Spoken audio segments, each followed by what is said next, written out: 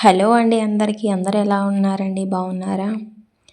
ఇవాల్టి ఈ వీడియోలో వచ్చేసి క్యాబేజీ ఫ్రైడ్ రైస్ ఎలా చేసుకోవాలో చూద్దామండి.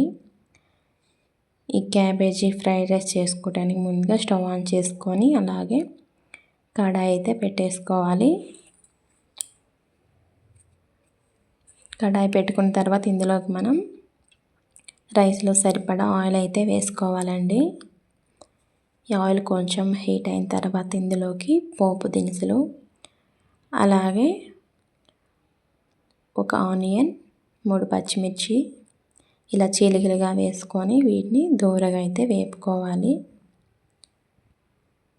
ఇవి కొంచెం లైట్గా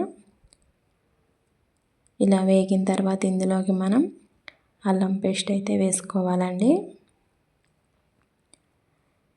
ఇలా అల్లం పేస్ట్ వేసుకొని పచ్చివాసన పోయే వరకు వేపుకొని ఇప్పుడు క్యాబేజీ తురుము వేసుకోవాలి.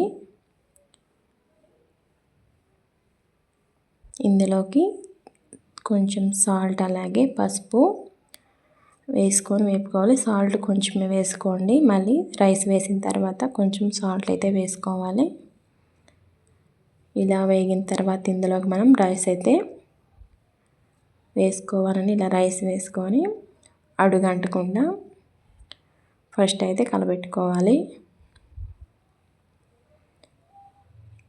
ఇలా కలబెట్టిన తర్వాత ఇప్పుడు మనం కొంచెం సాల్ట్ అలాగే కొంచెం ధనియాల పొడి వేసుకొని మొత్తం కలబెట్టుకోవాలి.